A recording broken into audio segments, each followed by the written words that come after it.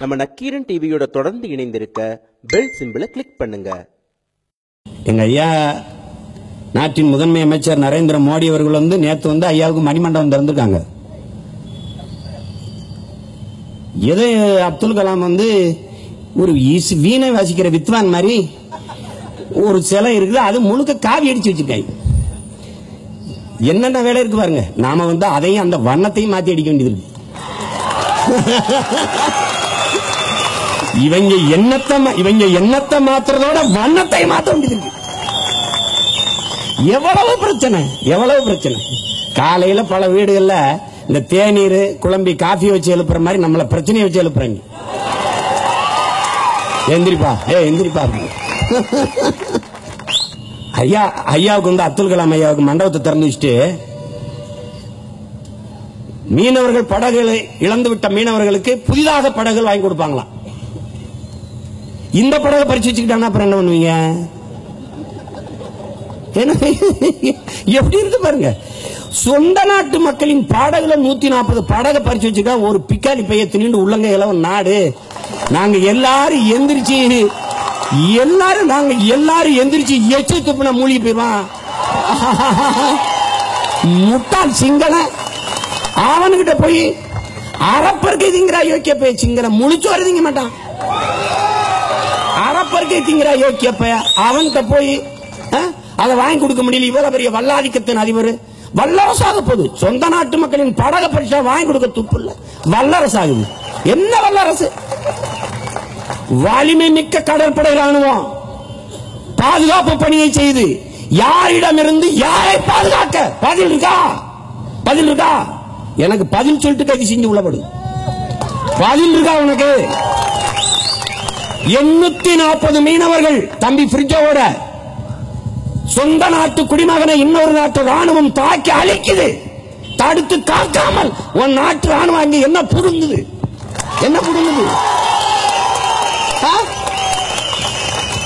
என்ன விளையாட்டு கட்டிட்டு நீ? டேவிட் இன்னும் 4-5 தம்பிகளும் படகுல மீன் பிடிச்சிருக்கான். இந்தியாவும் இலங்கையும் கிரிக்கெட் விளையாண்டுகிட்டு இருக்குது. இந்த இந்தியா வென்றது இந்தியா. இவன் கப்பல்ல விளையாட்டு பார்த்துட்டு இருந்தவன் இந்தியா வெள்ளதுக்கு இலங்கை தோக்குது கோபத்தில் 6 கப்பல்கள் சுத்தி நிக்குது. அந்த படகை சுத்தி நின்று அந்த 5 பேரையும் பிடிச்சிட்டு போய் கம்பியல்ல உயிர் உறுப்பை கட்டி கழுத்தை கட்டி கையை மணிக்கட்டை கட்டி காலை கட்டி நறுக்கி 1 மணி நேரத்துக்கு மேல சுத்தி நின்று கொஞ்சம் கொஞ்சமா கொண்டு கடலுக்கு வச்சுட்டான். 6 கப்பல்கள் ஒரே இடத்துல 1 மணி நேரத்துக்கு மேல குவிஞ்சு நிக்குது. ஏன் நிக்குதுன்னு பார்க்காம என்ன வேலை பார்த்துக்கிட்டு இருக்காங்க? என்ன வேலை பார்க்கிற? அமெரிக்க போர்க்கப்பல் நேரா தூத்துக்குடியில நங்கூரம் போட்டு நின்னானா இல்லையா? முழுக்க ஆயுதங்களை நிறைச்சு நின்னான். என்ன பண்ணிட்டு இருந்தா? தூர வரும்போது பார்க்கல, நங்கூரம் நிறுத்துறதுக்கு முன்னாடி பார்க்கல, நிறுத்தி பல நாட்களுக்கு பிறகு பார்க்கிற. அப்படின்னா என்ன அர்த்தம்? அந்த சண்டியர் என்ன சொல்ல வர்றாரு தெரியுமில? நீ எத்தனை கப்பலை நிறுத்தி எவ்வளவு பேரும் நில்லு, எல்லாரையும் மீறி நான் உள்ள வருவேன்னு காட்டுறான். நீ அந்த கப்பல் இருந்த 4 பேரை கைது பண்ணி போட்டா அவன் தேவையா நீ கோபுர கடையை தூக்கி உள்ள போட்டான்.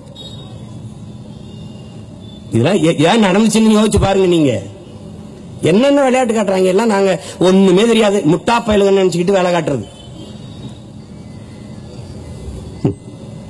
ஒரு பிரிட்ஜோ மரணத்திற்கு ஒரு வருத்தம் தெரிவிக்கல நாட்டின் பிரதமர். இந்த செயல் தவறானது என்று கேரளாவில் கோயில் திருவிழாவில் பட்டாசு வெடிச்சதுல விபத்து 100 பேருக்கு மேல தனி உலகம் வானூர்தியில வருத்தம் தெரிவிச்சுட்டு போறீங்க. பாராட்டுறோம். கோதாவரியில புனித நீர் ஆட வந்தவங்க விபத்து நெரிசல சிக்கி தத்தான், அது ஆக்சிடென்ட் விபத்து. அதுக்கு 1/2 மணி நேரத்தில் வருத்தம் தெரிவிக்கிறீங்க. வாரணாசியில கோயில் வழிபட வந்த இடத்துல விபத்து நெரிசல சிக்கி இறந்துட்டான், வருத்தம் தெரிவிக்கிறீங்க. ஆந்திர காட்டுக்குள்ள 20 பேர் அநியாயமா சுட்டு போட்டான், ஒரு படுகொலை.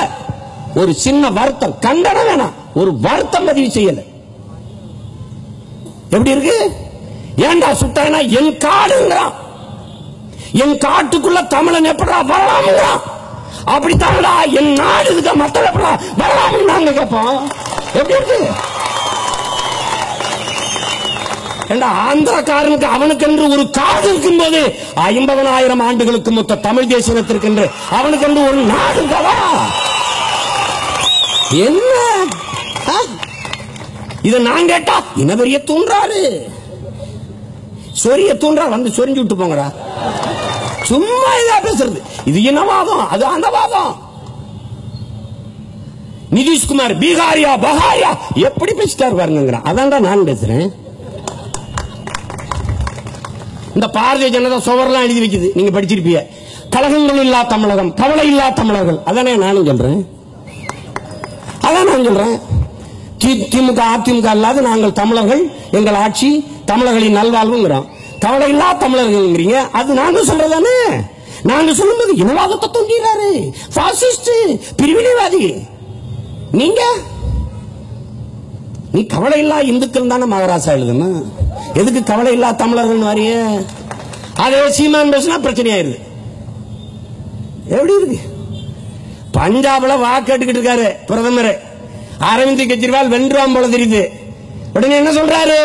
பஞ்சாபியனை தவிர எவனையும் உள்ள விடாதுங்கிறது. அப்ப பிரதமர் சொன்னா சரி, ஒரு பாமரன் சீமான் சொன்னா தப்பாயிருதா? எப்படி இருக்கு? வரலாற்றிலேயே நீங்க இப்பதான்டா ஒரு எதிரி எதிர்கொள்றீங்க. வரலாற்றிலேயே இப்பதான் எதிரி எதிர்கொள்றீங்க. சும்பப்ப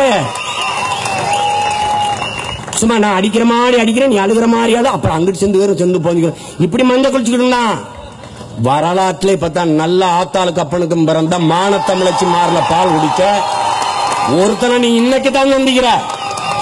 வரலாற்றுல செத்தாலும் சரி என் இனம் வாழ்ந்தால் போதும், சரணடைந்து வாழ்வதை விட சண்டையிட்டு சாவது மேலானது, அஞ்சுவதும் அடிபணிவதும் தமிழர் பரம்பரைக்கே கிடையாதுன்னா அப்படிப்பட்ட தலைவனின் மகன் இந்த நிலத்தில் நிக்கிற எந்த கொம்பனும் என்னை எதிர்த்து வீழ்த்தித்தான் இங்க கால் உண்டணும். சும்மா பாருங்க, அவர் வந்து இவர் வந்து ரஜினிகாந்த் வந்து அவர் எந்த கொம்பாதி ரஜினிகாந்த் அவன் தாத்தனே வந்தாலும் இங்க வண்டி வேகாதீங்க.